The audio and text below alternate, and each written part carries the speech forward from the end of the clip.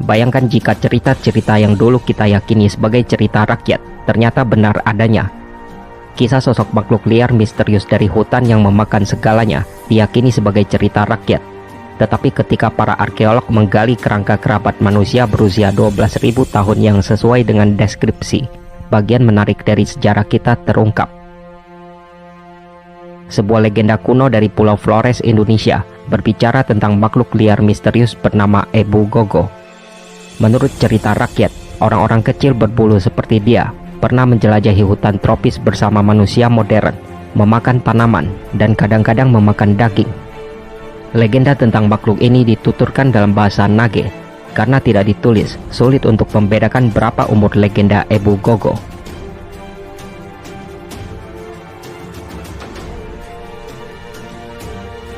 Itu bisa sangat kuno, karena sisa-sisa yang tidak biasa ditemukan di Flores, Indonesia.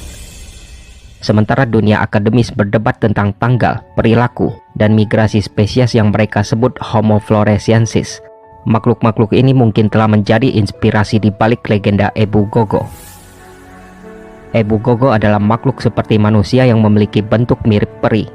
Orang kecil tersebut dikatakan memiliki tinggi 1 meter, ditutupi rambut dan dengan telinga yang menjulur. Mereka berjalan agak kikuk dan sering berisik yang dikatakan sebagai bahasa mereka. Penduduk di sekitar pulau juga menceritakan bahwa Ebu Gogo dapat mengulangi apa yang mereka katakan, seperti burung beo.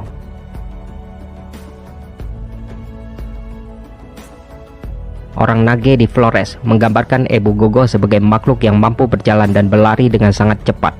Mereka dilaporkan memiliki hidung lebar dan rata, wajah lebar dengan mulut besar dan tubuh berbulu, serta perut besar. Betina juga memiliki payudara panjang dan terjuntai. Menurut sebuah jurnal, legenda yang berkaitan dengan Ebu Gogo secara tradisional dikaitkan dengan monyet. Mereka hampir menyerupai setengah manusia setengah monyet. Bertahun-tahun yang lalu, jauh di dalam hutan hujan di Pulau Flores, sebuah suku makhluk hidup. Kapan tepatnya kita mungkin tidak pernah tahu, tetapi pada titik tertentu, sekelompok orang yang berbeda pindah ke Pulau Flores. Sama sekali tidak menyadari bahwa pulau tersebut sudah ada penghuninya. Para pendatang menyiapkan tanah untuk tanaman dan mendirikan sebuah desa. Saat itu, di satu sisi para penghuni lokal hidup berkelanjutan, sementara di sisi lain timbul rasa ingin tahu yang kuat. Siapa orang-orang asing itu, mengapa mereka datang, dan apa yang mereka cari di sini. Saat komunitas baru berkembang, penghuninya tumbuh lebih invasif. Tanpa diduga, individu dari dua budaya yang sangat berbeda bertemu. Komunikasi antara kedua suku tersebut membuktikan betapa bagusnya meniru orang asli, karena mereka akan menirukan kata-kata dan frase.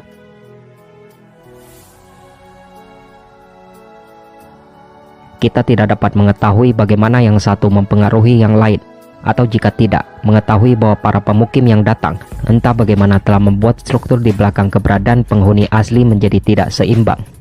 Tetapi kita dapat menyimpulkan bahwa hal seperti itu memang terjadi.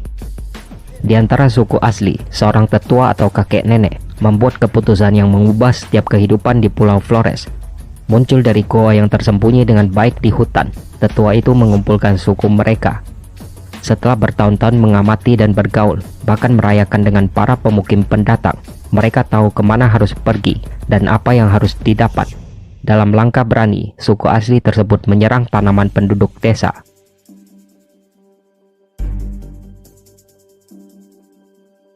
Melihat hal itu, seorang pemukim berlari keluar untuk menghentikan serangan. Kalah jumlah oleh anggota suku yang menyerang, pemukim itu ditangkap dan dibawa bersama dengan semua makanan. Di dalam hutan, suku asli berbagi makanan di antara mereka sendiri. Tidak repot-repot untuk menyiapkan atau memasaknya terlebih dahulu, seperti yang dilakukan para pemukim. Mereka lalu berbicara dengan pemukim yang berhasil ditangkap dengan bahasa mereka, namun dikira orang-orang itu meminta bantuan. Andai saja kedua belah pihak berhasil menjalin komunikasi yang lebih baik, mungkin hal itu tidak akan terjadi. Sang pemukim yang ditangkap tidak bersedia untuk membantu mereka, sehingga seorang anggota suku mengambil batu dan membunuhnya.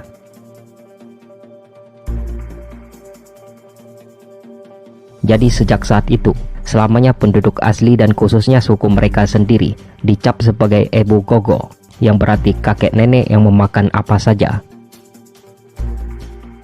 menemukan kehilangan, para pemukim melacak suku itu hingga ke goa-goanya. Namun tidak ada yang tersisa dari anggota mereka yang diculik. Karena takut, para pemukim lalu bersatu, bertekad untuk menyingkirkan Pulau Flores dari makhluk seperti itu yang akan memakan mereka.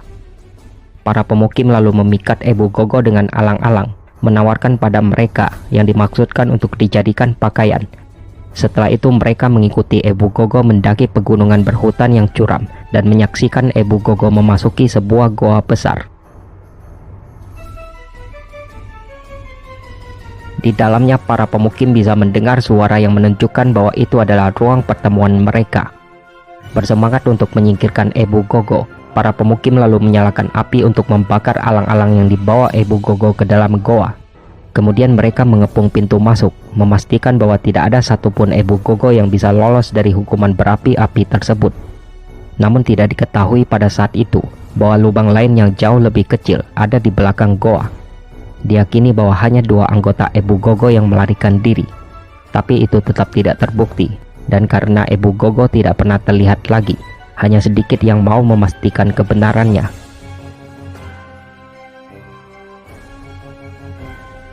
Namun jika berjalan sendirian di hutan, berhati-hatilah, karena jika Ebu Gogo masih ada, Anda mungkin akan menjadi mangsa mereka berikutnya.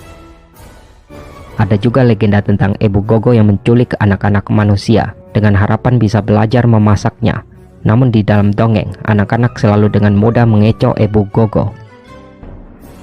Menurut legenda rakyat, Ebu Gogo terakhir terlihat sekitar 400 tahun yang lalu ketika para penjajah dari Belanda dan Portugis datang. Ada yang menyebut mereka punah karena tidak lagi bisa beradaptasi dengan lingkungan. Ada pula yang menyebut kepunahannya justru karena dibabat habis oleh Belanda dan Portugis karena dianggap sebagai hama layaknya hewan.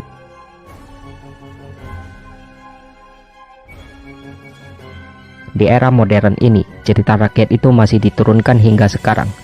Sudah menjadi ciri khas orang-orang desa di Indonesia untuk menceritakan makhluk legenda dan mitologi ini kepada anak-anak.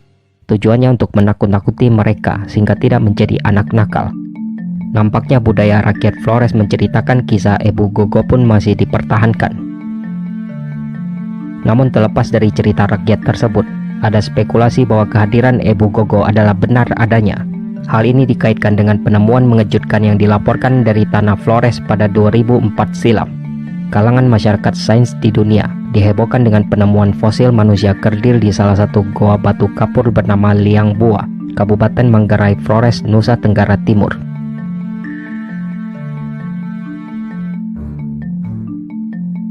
Hasil penemuan yang disiarkan melalui sebuah jurnal ini menyebutnya sebagai Homo floresiensis. Ini juga akrab disebut dengan Hobbit, mungkin karena penggambarannya sebagai tokoh kerdil. Tidak hanya menghebohkan kalangan peneliti, penemuan Homo floresiensis juga sontak menghebohkan masyarakat lokal. Pasalnya, jenis dan ciri-ciri yang disebutkan para peneliti sama persis dengan penggambaran Ebu Gogo.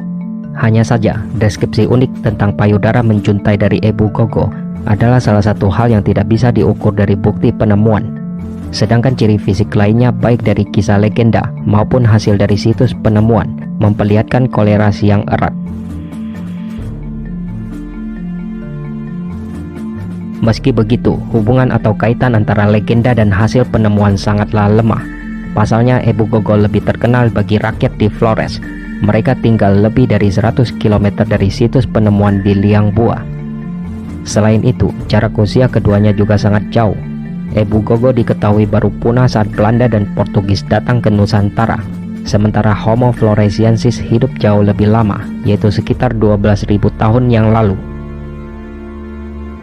Interaksi antara sains dan mitos menjadi semakin kompleks dan semakin menarik. Lagi pula, kalau Hobbit pernah tinggal di tempat terpencil di Indonesia, apalagi yang mungkin.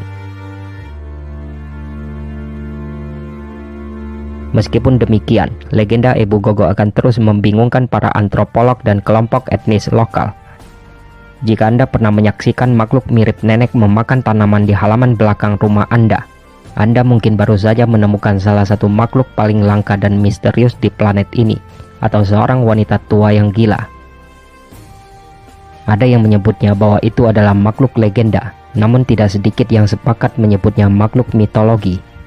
Namanya Ebu Gogo, yang berarti nenek pemakan segalanya, Semuanya kembali ke kita.